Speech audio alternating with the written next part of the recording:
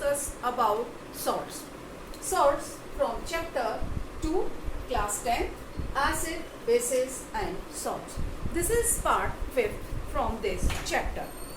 What is salt? Salt is formed when acid neutralized by base or base neutralized by acid. A salt is formed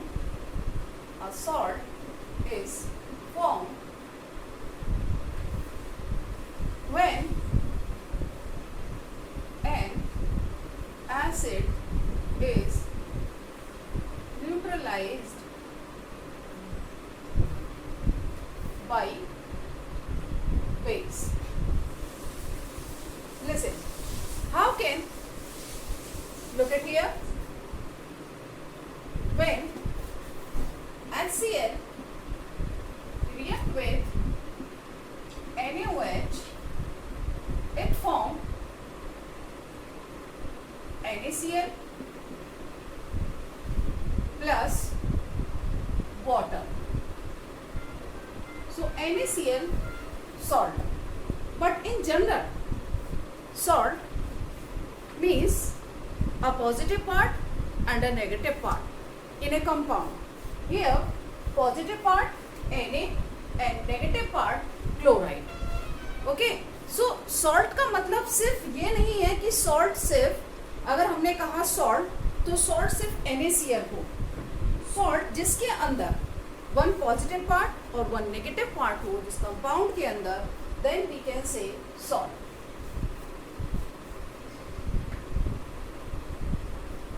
Suppose in salt, देखिए salt suppose हमारे पास NaCl है. इस salt के अंदर जो cation है, cation means positive part, Na जो है वो पॉजिटिव पार्ट है और Cl नेगेटिव पार्ट है. जो पॉजिटिव पार्ट होता है वो आता है बेस से. अभी हमने देखा NaOH react with HCl and form NaCl plus water. तो हमारे पास ये NaCl है और इस NaCl में we observe this Na part. Na part comes from base and this Na part, because it is positively charged, so known as cation. Cation, इसे हम cation कहेंगे. Negative part in this salt comes from acid. तो इस negative part को हम कहेंगे anion. This negative part is known as anion. और जो नेगेटिव पार्ट है इसे हम नॉन मेटल भी कहेंगे. ये पॉजिटिव पार्ट मेटल पार्ट है, इसे हम कह सकते हैं metal part.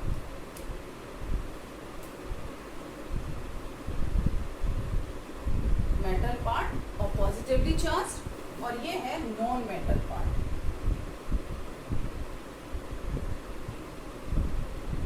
This is negatively charge. तो जो सॉल्ट है, सॉल्ट के अंदर का जो पॉजिटिव पार्ट है वो एक मेटल पार्ट है, मेटल से आता है और बेस से आता है, इसे हम कैटाइन कहते हैं. और जो नेगेटिव पार्ट है वो एसिड से आता है और इस नेगेटिव पार्ट को हम एनाइन कहते हैं. और ये एक नॉन मेटल पार्ट होता है, नॉन मेटल से आता है. अगर सॉल्ट के लिए जरूरी नहीं है कि आप सिर्फ NaCl को ही सॉल्ट कहेंगे, तो हम जनरली कैटेगराइज करेंगे कि salt of hydrochloric acid.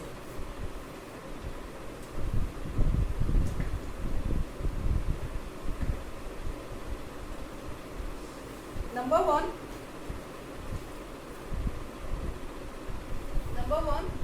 The salt of hydrochloric acid is known as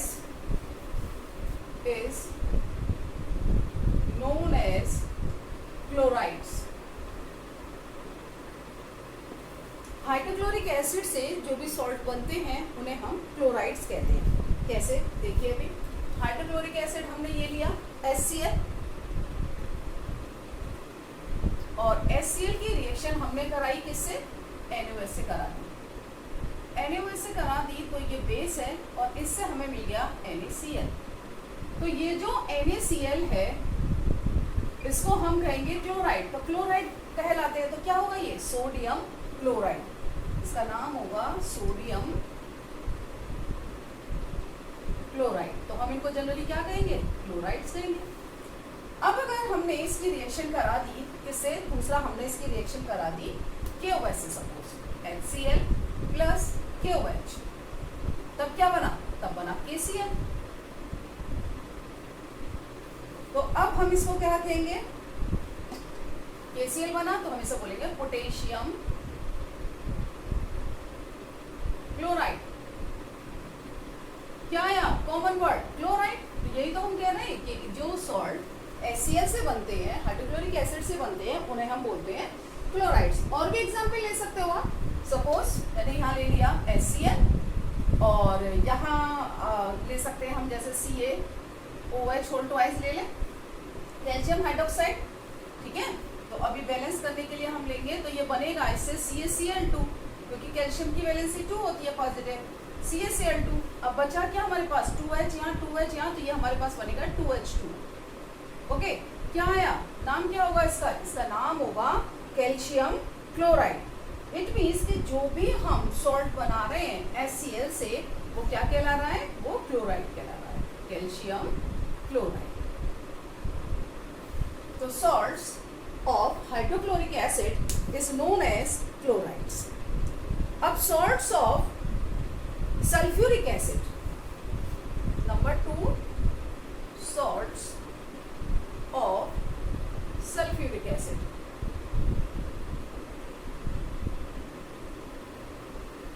Known as sulfates. देखिए कैसे, अगर मैंने यहाँ पर HCl की बजाय मैंने यूज किया क्या, H2SO4, H2SO4 प्लस NaOH। अब यहाँ हमारा जो सॉल्ट बनेगा वो Na2SO4 बनेगा। क्यों, क्योंकि सोडियम की वैलेंसी चार्ज जो वो 1 है, जबकि सल्फेट पर 2 होता है, तो हमें न्यूट्रलाइज करने के लिए 2 लेना होगा, तो इसके लिए हम यहाँ 2 लगा लेंगे, ठीक है। और इससे बनेगा ट्वाइस H2O वाटर। तो इसका नाम क्या होगा, देखिए इसका नाम होगा सोडियम सल्फेट, सोडियम सल्फेट। तो क्या कहा हमने कि जो सल्फ्यूरिक एसिड से बनेंगे उन्हें हम सल्फेट्स कहेंगे। अब सपोज मैंने दूसरा लिया KOH, H2SO4 प्लस KOH, तो इससे क्या बनेगा, K2SO4। और जो K2SO4 बनेगा इसको हम बोलेंगे potassium sulphate, potassium sulphate plus water H2। इसी तरह से जैसे कैल्शियम हाइड्रोक्साइड है, हम मैग्नीशियम हाइड्रोक्साइड भी ले सकते हैं, then H2SO4 plus MgOH whole twice. हमने मैग्नीशियम हाइड्रोक्साइड लिया जिससे बनेगा मैग्नीशियम सल्फेट MgSO4। Mg की वैलेंसी 2 है, चार्ज 2 है, और सल्फेट का भी। अब यहाँ पर क्या बचा हमारे पास, ट्वाइस H2O वाटर। क्या बोलेंगे इसको, magnesium sulphate, magnesium sulphate. It means sulphuric acid से बनने वाले सॉल्ट्स को हम कॉमन कैटेगरी क्या देंगे, हम कॉमन कैटेगरी देंगे सल्फेट्स। इसी तरह से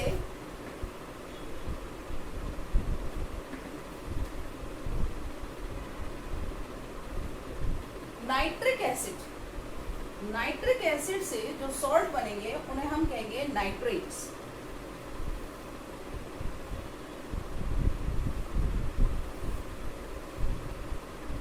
The salts of nitric acid, number 3rd, salts of nitric acid is known as, okay, are known as nitrates. Look at here, कैसे कहेंगे हम, नाइट्रिक एसिड यूज कर रहे हैं हमने यहाँ बेस क्या यूज किया, एसिड है, सॉल्ट बनाना तो एक एसिड चाहिए और एक बेस चाहिए। बेस हमने यहाँ पे ले लिया NaOH, ठीक है। जब NaOH लिया है तो हम जो बनाएंगे वो बनाएंगे NaNO3, और दोनों की वैलेंसी ही, इसकी पॉजिटिव 1 इसकी नेगेटिव 1, दस no problem, NaNO3 plus H2। अब इस NaNO3 का नाम क्या होगा, नाम होगा सोडियम नाइट्रेट, सोडियम नाइट्रेट। इसी तरह से हमने अगर HNO3 की रिएक्शन करा दी सपोज CaOH होल ट्वाइस से, तब क्या होगा, ये बेस है और ये एसिड है, तब बनेगा कैल्शियम नाइट्रेट। और कैल्शियम की वैलेंसी क्या है, पॉजिटिव 2, और नाइट्रेट की क्या है, नेगेटिव। तो हम क्या करेंगे, NO3 2 नेगेटिव कर देंगे, CaNO3 negative, calcium nitrate. Okay, और बचा क्या हमारे पास, अब क्योंकि हमने नाइट्रेट 2 किया तो यहाँ 2 लगाएंगे और यहाँ बचेगा ट्वाइस H2। नाम क्या होगा इसका, कैल्शियम नाइट्रेट। कॉमन वर्ड क्या आ रहा है, नाइट्रेट। यही तो कहा कि जो HNO3 से जो नाइट्रिक एसिड के सॉल्ट्स हैं उन्हें हम कहेंगे नाइट्रेट्स। इसी तरह से अगर हम कहें salts of carbonic acid, number 4 salts, the salts of carbonic acid. The salts of carbonic acid की बात अगर हम करेंगे, carbonic acids are known as carbonates, carbonates. Suppose हमने एग्जाम्पल लिया, यहाँ पर हमने कार्बोनिक एसिड की बात की है तो ये हो जाएगा H2CO3, ये होता है कार्बोनिक एसिड, और इसकी रिएक्शन हम करा रहे हैं सपोज NaOH से। ये क्या है, बेस है, ये एसिड है, ये बेस है, तो क्या होगा, न्यूट्रलाइजेशन रिएक्शन होगी, और न्यूट्रलाइजेशन रिएक्शन से बनेगा हमारे पास Na2CO3। क्यों बनाया, क्योंकि CO3 का नेगेटिव 2 चार्ज और Na पर पॉजिटिव 1, तो हमें इसे 2 करना पड़ेगा न्यूट्रलाइज करने के लिए, तो यहाँ 2 लगा देंगे हम। तो यहाँ से बचा हमारे पास ट्वाइस H2, और इसका नाम क्या होगा, sodium carbonate, sodium carbonate, right. अब अगर हम ये बात करें कि सॉल्ट्स ऑफ एसिटिक एसिड, तब हम उनको क्या बोलेंगे, इसके और भी एग्जाम्पल ले सकते हैं। सपोज हम इसका और एक एग्जाम्पल ले लें, H2CO3 plus MgOH whole twice, तो क्या होगा, Mg की 2 और CO3 की 2, तो सीधा सीधा बन जाएगा MgCO3, नो प्रॉब्लम, और इसका नाम होगा मैग्नीशियम कार्बोनेट, कार्बोनेट, तो कॉमन नेम आ गया कार्बोनेट। इसी तरह से अगर हम ये कहें सॉल्ट्स ऑफ एसिडिक एसिड, तो उन्हें हम कहेंगे acetates, the salts of acidic acid are known as acetates. अभी सॉल्ट्स ऑफ एसिडिक एसिड जिन्हें हम एसिटेट्स कह रहे हैं, देखिए एसिडिक एसिड लेते हैं CH3COOH, और यहाँ हमने ले लिया NaOH। अब सॉल्ट क्या बनेगा, ये पॉजिटिव पार्ट आएगा बेस से, और इससे आएगा नेगेटिव पार्ट, तो ये बनेगा CH3COONA, sodium acetate, this is salt, और बचा क्या, वाटर। इसका नाम होगा sodium, always written positive part first, sodium acetate. Common क्या आ गया, एसिटेट आ गया। और अब हम एक और रिएक्शन करा देते हैं, जैसे कि अब हम करा दें इसकी जो है एसिटेट की CH3COOH प्लस करा देते हैं कैल्शियम हाइड्रोक्साइड से, तब क्या बनेगा, तब बनेगा कैल्शियम एसिटेट। और उस सिचुएशन में एसिटेट के ऊपर होता है नेगेटिव 1 और कैल्शियम के ऊपर होता है पॉजिटिव 2, तो हम क्या करेंगे, हम करेंगे एसिटेट का whole twice and then Ca, ये बन गया कैल्शियम एसिटेट, और बचा हमारे पास twice H2, calcium acetate. Common word क्या हो गया, एसिटेट। तो हम कह सकते हैं कि salts of acetates known as, salts of acidic acid known as acetates. अब अब कुछ सॉल्ट्स और उनके फॉर्मूलों की बात करेंगे। ये सारे सॉल्ट्स ही हैं जितने हमने बनाए, जैसे मैग्नीशियम कार्बोनेट है, ये भी सॉल्ट है। सॉल्ट का मतलब सिर्फ NaCl नहीं है, सॉल्ट का मतलब ये है कि जिसके अंदर एक पॉजिटिव पार्ट हो, this is positive part, this is negative part, तो ये भी सॉल्ट है। ये पॉजिटिव पार्ट, नेगेटिव पार्ट, ये भी सॉल्ट है। पॉजिटिव पार्ट, नेगेटिव पार्ट, ये भी सॉल्ट है। Negative part, positive part, positive, negative, तो ये क्या है, ये सब सॉल्ट्स हैं जिनके अंदर एक पॉजिटिव और एक नेगेटिव पार्ट है।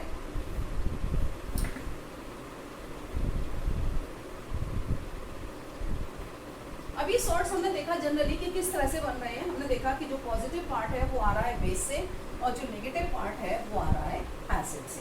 और जनरली हम कुछ थोड़े से जो बहुत यूज होते हैं उन फॉर्मूले की बात कर लेते हैं सॉल्ट्स के, जैसे कि पोटेशियम सल्फेट, अभी अभी हमने बनाया था पोटेशियम सल्फेट। पोटेशियम सल्फेट, ये पोटेशियम सल्फेट का फॉर्मूला है K2SO4। अब हमें इसे देख के क्या पता लग रहा है, क्योंकि हमने ये कहा कि जो पॉजिटिव पार्ट आएगा वो बेस से आएगा और जो एसिडिक पार्ट आएगा वो कहाँ से आएगा, वो एसिड से आएगा। तो इसका मतलब ये जो नेगेटिव पार्ट है वो आ रहा है एसिड से और जो पॉजिटिव पार्ट है वो आ रहा है बेस से।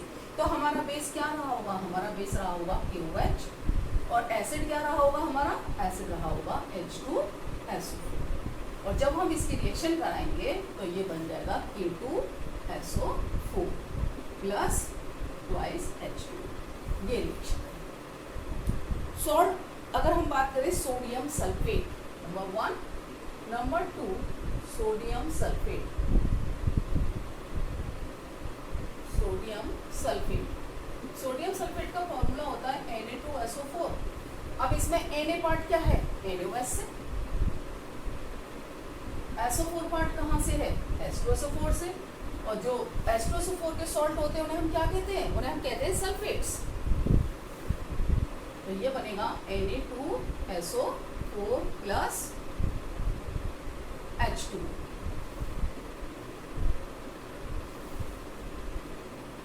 जिस तरह से मैंने ये दोनों सल्फेट लिए, अगर मैं और लेती हूँ जैसे कि मैग्नीशियम सल्फेट, थर्ड मैंने ले लिया मैग्नीशियम सल्फेट। फॉर्मूला होगा मैग्नीशियम सल्फेट का MgSO4। अब देखिए MgSO4 मैग्नीशियम सल्फेट, तो मैग्नीशियम कहाँ से आए, मैग्नीशियम आया है बेस से। तो बेस क्या रहा होगा, इसका रहा होगा मैग्नीशियम हाइड्रोक्साइड और सल्फेट H2SO4, जिससे बनेगा MgSO4 प्लस ट्वाइस H2। तो ये देखिएगा आप सब में कॉमन सल्फेट है। यहाँ जितने भी हमने देखे इन तीनों में सल्फेट आ रहा है। क्यों आ रहा है सल्फेट, क्योंकि ये H2SO4 से बने हैं और जो H2SO4 से बनते हैं उनको हम क्या कहते हैं, सल्फेट्स। तो ये जो फैमिली हुई इसे हम कहेंगे सॉल्ट फैमिली सल्फेट से। इनका कॉमन वर्ड हो गया कि ये सल्फेट्स हैं, तो इस तरह से हम नाम यूज करते हैं इनका सल्फेट फैमिली, राइट। अब अगर हम दूसरा लेते हैं सपोज, यहाँ पर और भी हो सकता है कैल्शियम सल्फेट। कैल्शियम सल्फेट बनाएंगे तो कैल्शियम हाइड्रोक्साइड से बनेगा और H2SO4 से बनेगा। इसी तरह से हम और ले सकते हैं कॉपर सल्फेट। कॉपर सल्फेट होगा तो कॉपर हाइड्रोक्साइड से बनेगा और सल्फ्यूरिक एसिड से बनेगा, राइट। इसी तरह से हम ले सकते हैं कि सोडियम नाइट्रेट, अभी हमने पीछे बनाया, तो सोडियम नाइट्रेट अगर हम लेते हैं सपोज फॉर्मूला सोडियम, अभी हम पीछे बना चुके हैं सोडियम नाइट्रेट। फॉर्मूला क्या है सोडियम नाइट्रेट का, NaNO3। NaNO3 है तो Na कहाँ से आया, NaOH से, और NO3 कहाँ से आया, HNO3 से। क्या बना, बन गया हमारा NaNO3 और H2। अब अगर मैंने ये बोला आपको कि ये दूसरा मैं अगर आपको दूं potassium nitrate, potassium nitrate, potassium nitrate में आएगा KNO3 और KNO3 में हम बोलेंगे KOH एंड HNO3। तो ये बनेगा KNO3 प्लस H2। देखिए यहाँ पर कॉमन वर्ड क्या है, नाइट्रेट, तो हम कहेंगे नाइट्रेट फैमिली, राइट। और दूसरा अगर हम इस तरह से ले, जैसे सपोज में यहाँ पर देख रहे हैं आप कि ये Na है और ये अगर कैटाइन कॉमन है या तो एनाइन कॉमन है, जैसे हमने एनाइन कॉमन लिया नाइट्रेट, तो हमने इनको बोल दिया नाइट्रेट फैमिली। अगर मैं कैटाइन कॉमन करूँ, सपोज मैं यहाँ पे लिख दूँ Na2SO4 और दूसरा लिख दूँ NaNO3, राइट। तो देखिए यहाँ पर क्या कॉमन है, यहाँ पर सोडियम कॉमन है, तो हम इनको बोलेंगे sodium family, salts of sodium family. इस तरह से भी हम ट्रीट करेंगे। यहाँ देखिएगा पोटेशियम सल्फेट है, इसको मैं अगर इस तरह से लिख दूँ K2SO4 और दूसरा लिख दूँ मैं KNO3, तो यहाँ पर क्या कॉमन है, यहाँ पर कॉमन है क्या, पोटेशियम, तो हम इसे बोलेंगे सॉल्ट्स ऑफ पोटेशियम फैमिली।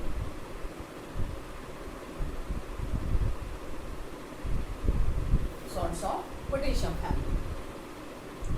इस तरह से या तो कैटाइन कॉमन है तो हम उसके अकॉर्डिंग उसको कर सकते हैं आइडेंटिफाई कि ये सॉल्ट किस फैमिली का है, और अगर एनाइन कॉमन है तो हम उसके अकॉर्डिंग उसको नाम दे सकते हैं, जैसे nitrate family, sulphate family, acetate family, तो हम इस तरह से नाम दे सकते हैं। जनरली जो ये सॉल्ट होते हैं मोस्टली सॉलिड होते हैं और आयनिक होते हैं।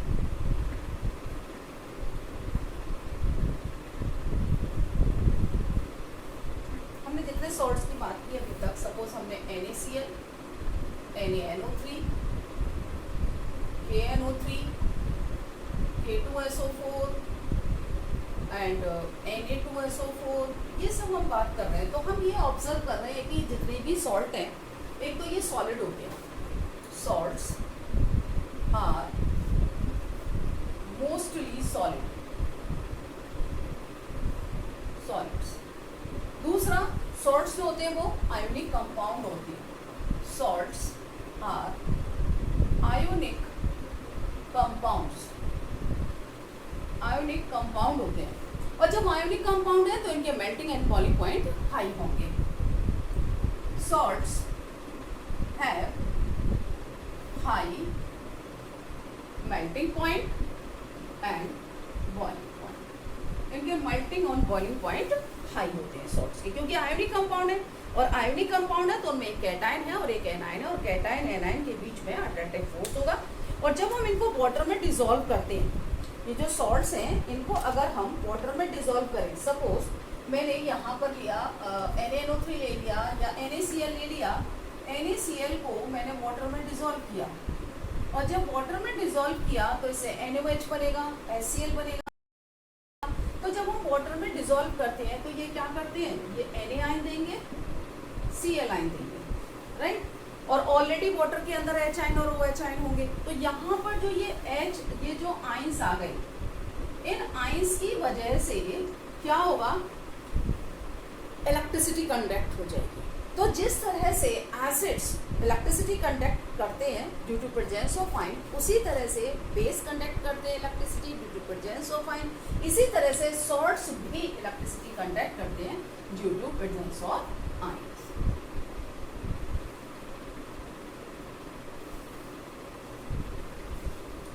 फैमिली ऑफ सॉल्ट्स, जैसे मैंने आपको बताया, अगर कॉमन होगा Na पॉजिटिव, अगर पॉजिटिव पार्ट कॉमन होगा तो हमें उस फैमिली का सॉल्ट बोल देंगे, जैसे सोडियम फैमिली के सॉल्ट हो गए। अगर नेगेटिव पार्ट कॉमन होगा तो हम उसके अकॉर्डिंग कह देंगे कि वो उस फैमिली का सॉल्ट हो गया। जैसे कि हमने NaCl और Na2SO4 को कहा कि सोडियम फैमिली हो गया, इसी तरह से हम NaCl और KCl को बोल देंगे कि क्लोराइड्स हो गए, ठीक है। तो इस तरह से हम बोल सकते हैं। अब बात करेंगे pH of salt. pH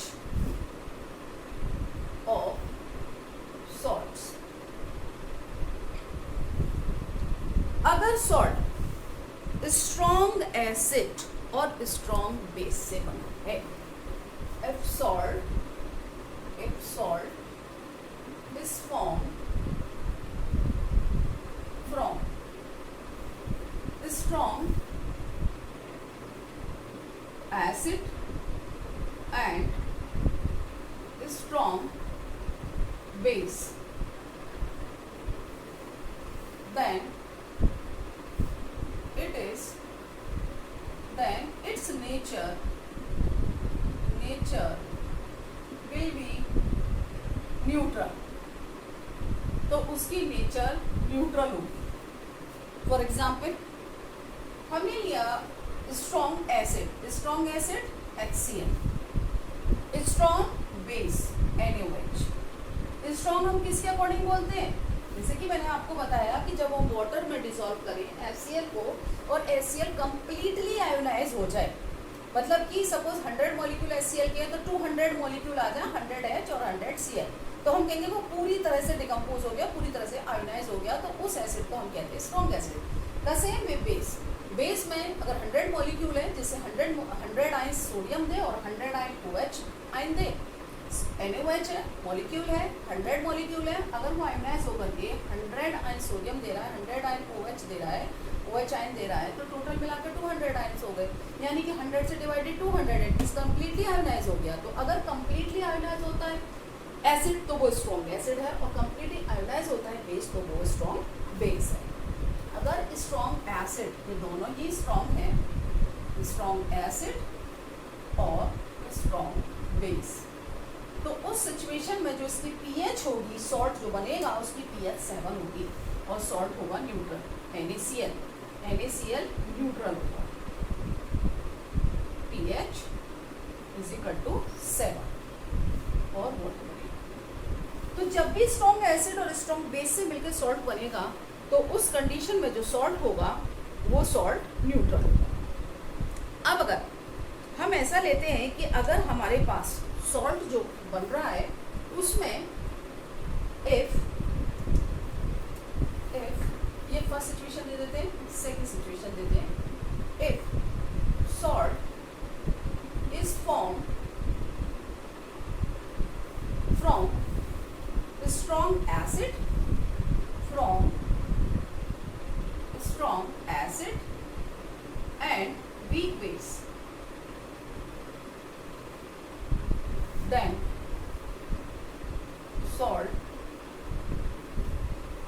salt's nature, then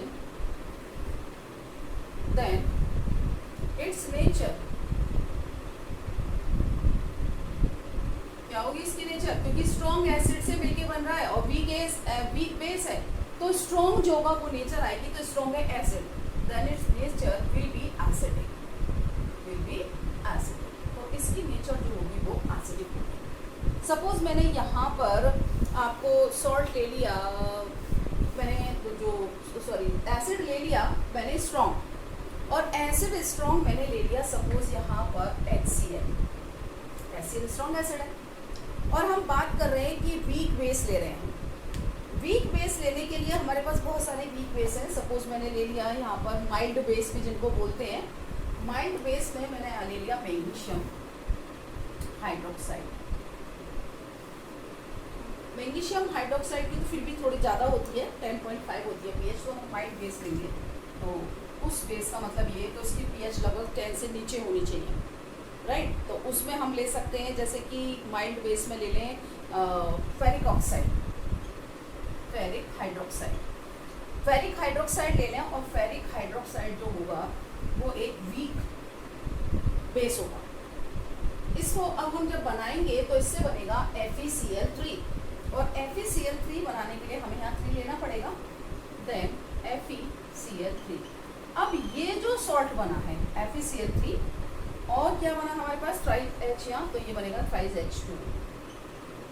ये जो बना हमारे पास सॉल्ट फेरिक क्लोराइड जो बना है वो स्ट्रॉन्ग एसिड से बना है और वीक बेस से बना है, तो इसकी नेचर कैसी होगी? एसिड, तो इसकी नेचर होगी एसिड। और pH क्या होगी इसकी? pH होगी लेस देन 7, यानी 7 से कम होगी pH, क्योंकि ये सॉल्ट जो है वो एसिडिक है। हमने लिया है क्या यहाँ पर? हमने लिया है यहाँ पर strong acid and weak base. अब हम ऐसा करते हैं कि हम ले लेते हैं strong base and weak acid. Third होगा हमारा थर्ड पॉइंट,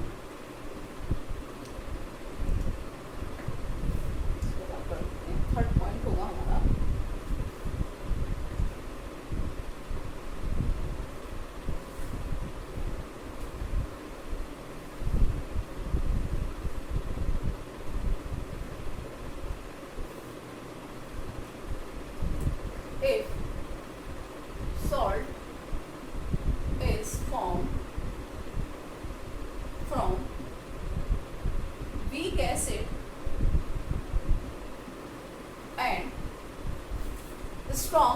बेस।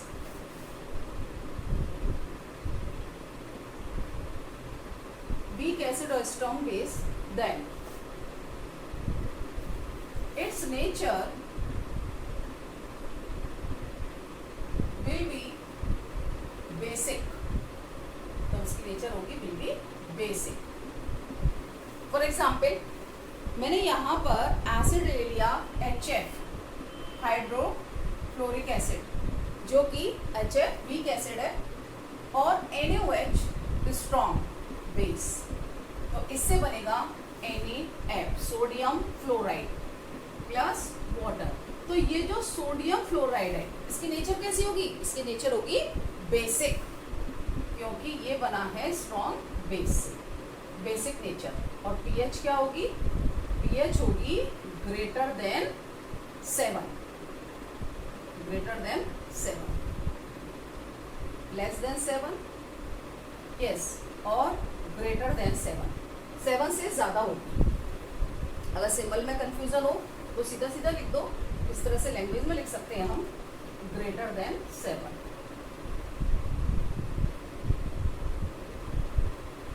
देन 7। तो pH हमारी होगी ग्रेटर देन 7। और अगर हम लेते हैं स्ट्रॉन्ग एसिड और वीक बेस, तो हमारा सॉल्ट जो बनेगा वो एसिडिक होगा, और उस सिचुएशन में जो हमारी pH होगी वो लेस देन 7 होगी। तो इस तरह से हम pH ऑफ सॉल्ट आइडेंटिफाई कर सकते हैं और pH ऑफ सॉल्ट बता सकते हैं। और भी एग्जाम्पल है, अगर देखने से आपको ये लगेगा कि जैसे मैंने सपोज सोडियम कार्बोनेट है, और अगर हमने सोडियम कार्बोनेट लिया और सोडियम कार्बोनेट लिया, उसको वाटर में डिसॉल्व किया, तो क्या बनेगा? सोडियम हाइड्रोक्साइड बनेगा, और क्या बनेगा? कार्बोनिक एसिड बनेगा। तो उस कंडीशन में क्या बना? स्ट्रॉन्ग बेस बन गया और वीक एसिड बन गया। तो इस तरह से हम अगर डिसॉल्व करते हैं सॉल्ट को, तो सॉल्ट से वापस से हमें वही मिल जाएगा। जैसे मैंने सपोज एक सॉल्ट को डिसॉल्व किया वाटर में, तो हमें क्या मिलेगा? जैसे हम सॉल्ट बना रहे हैं तो एसिड और बेस से बना रहे हैं, तो अगर सॉल्ट को वाटर में डिसॉल्व करेंगे तो क्या करेंगे? तो क्या मिलेगा? एसिड और बेस मिल जाएगा। जैसे Na2CO3, ये मेरा क्या है? सॉल्ट है।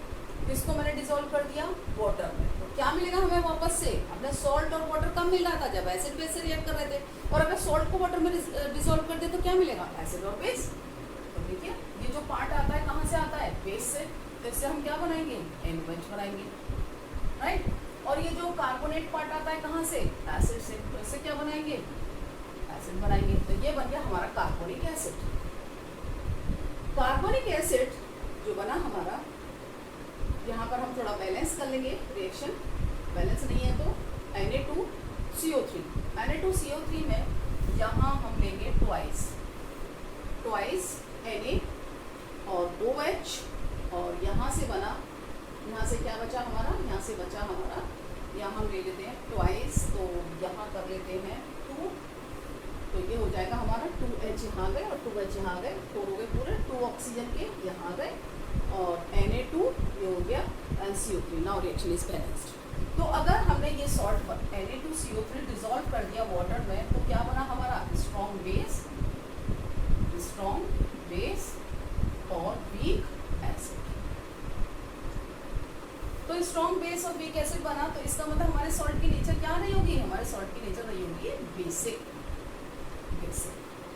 तो अगर हम सॉल्ट को फिर से वाटर में डिसॉल्व कर दें तो हमको क्या मिल जाएगा? तो हमको मिल जाएगा वाटर में डिसॉल्व करने पर एसिड और बेस, जिस एसिड बेस से वो बना होगा। अब अगर हम बात करें यूजेस ऑफ सॉल्ट्स की, कहाँ कहाँ यूज होते हैं सॉल्ट्स?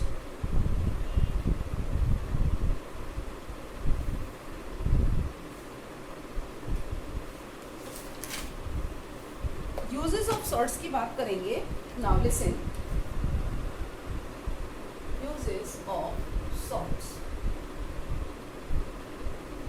देखिए सबसे पहले तो हम अगर NaCl की बात करते हैं तो वी नो वेरी वेल कि NaCl जो है वो बहुत सारे कंपाउंड्स बनाने के काम में आता है और टेबल सॉल्ट की तरह फूड में भी यूज होता है NaCl को जब हम एक्वस बना करके अगर इसे वाटर में डिसॉल्व करके और इलेक्ट्रिसिटी पास कर दें तो उससे बहुत सारी चीज़ें बनती है। एक तो बन जाता है NaOH, एक बन जाती है क्लोरीन गैस, एक बन जाती है हाइड्रोजन गैस। तो क्लोरीन बनती है, हाइड्रोजन बनती है, सोडियम हाइड्रोक्साइड बनता है।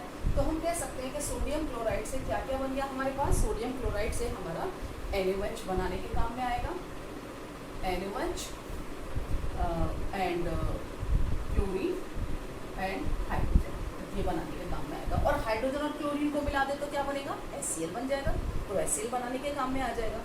अगर हम बात करें सोडियम स्टरेट, सोडियम स्टरेट नाम सुना हो, नहीं सुना है तो बता देती हूँ। ये अब आपको जो ज़रूरत पड़ेगी, आपको कहाँ, आपको सैपोनिफिकेशन में ज़रूरत पड़ेगी। और सोडियम स्टोरेट कहाँ यूज़ होता है, एक सॉल्ट है, इसके फॉर्मूले की आपको ज़रूरत नहीं है, बहुत लंबा चौड़ा फॉर्मूला होता है, C17H35FCONA, लंबा सा फॉर्मूला होता है, ज़रूरत नहीं है। सोडियम स्टोरेट कहाँ होता है, सोप फॉर्मेशन, तो ये भी एक सॉल्ट है। इसी तरह से बहुत से सॉल्ट है, जैसे आपको पता है, एक आपने ले लिया सिल्वर क्लोराइड, कहाँ यूज होता है, फोटोग्राफी में। सिल्वर ब्रोमाइड कहाँ यूज होता है, फोटोग्राफी में, both are use in photography.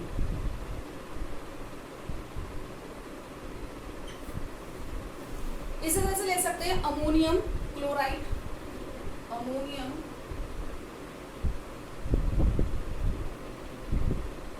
Chloride कहाँ यूज होगा, देखिए अमोनियम क्लोराइड होता है पेंसिल सेल के अंदर, जो सेल वॉच में जो दीवार पे घड़ियाँ होती हैं, दीवार पे लगा के रखते हैं हम अपने घर में, उसके अंदर जो सेल पड़ता है पेंसिल सेल, उसके अंदर अमोनियम क्लोराइड का पेस्ट भरा जाता है, ड्राई सेल के अंदर। तो उसे हम कहेंगे इन टॉर्च बैटरी, वहाँ यूज़ होता है, और ये पेंसिल सेल की तरह यूज़ होता है, और उसमें भरा हुआ होता है सॉल्यूशन। अमोनियम नाइट्रेट, ये भी एक सॉल्ट है, अमोनियम नाइट्रेट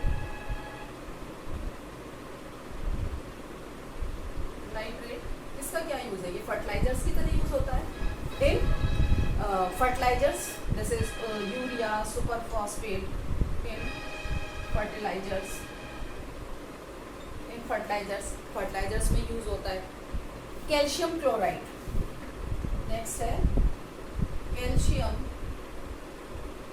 कैल्शियम क्लोराइड का आपको पता हो कि मैंने कभी बताया हो आपको, कैल्शियम क्लोराइड, ये अगर टेस्ट ट्यूब के अंदर कैल्शियम क्लोराइड रखते हैं थोड़ा सा, और उसके अंदर एक आयरन नेट डालते हैं और टेस्ट ट्यूब को बंद करते हैं, तो क्या रस्टिंग होगी, नहीं होगी। क्यों नहीं होगी, कि जो एयर है टेस्ट ट्यूब के अंदर, उस एयर के अंदर जो मॉइस्चर है उसको तो कैल्शियम क्लोराइड ने एब्जॉर्ब कर लिया। तो कैल्शियम क्लोराइड एक डिहाइड्रेटिंग एजेंट की तरह काम करता है, यानी मॉइस्चर को ड्राइंग एजेंट की तरह यूज होता है, मॉइस्चर को एब्जॉर्ब कर लेता है। डिहाइड्रेटिंग का मतलब उड़ा देना, लेकिन मैं बात कर रही हूँ ड्राइंग, मतलब सुखा देना, तो वो एयर की मॉइस्चर को एब्जॉर्ब कर लेता है, तो ड्राइंग एजेंट की तरह यूज होता है। और जब एयर की मॉइस्चर को एब्जॉर्ब कर लेगा टेस्ट ट्यूब के अंदर से, तो वाटर उसमें है नहीं, टेस्ट ट्यूब को हमने बंद कर दिया, तो एयर के अंदर जो मॉइस्चर थी वो भी एब्जॉर्ब हो गई। तो रस्टिंग के लिए हमें क्या चाहिए, एयर चाहिए और मॉइस्चर चाहिए, दोनों नहीं है तो रस्टिंग नहीं होगी।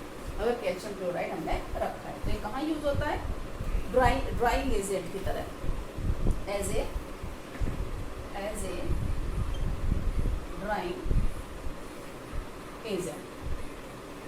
ड्राइंग एजेंट की तरह यूज होता है। आयरन सल्फेट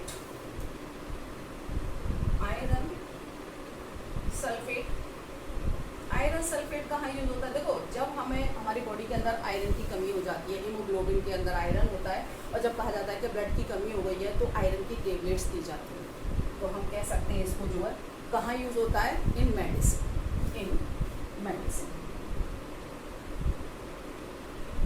में यूज होता है। तो इस तरह से इन सॉल्ट्स के यूजेस हो गए। इस तरह से सॉल्ट्स के बारे में हमने जनरल कवर किया है, और इसके बाद जो नेक्स्ट वीडियो आएगी वो सम कॉमन इंपॉर्टेंट कंपाउंड की आएगी, कॉमन इंपॉर्टेंट कंपाउंड्स की, जो भी इस चैप्टर से रिलेटेड है। अगर इस वीडियो में आपको समझ आया हो व्हाट इज सॉल्ट, तो वीडियो को लाइक करिए, शेयर करिए और चैनल को सब्सक्राइब करिए। Thank you.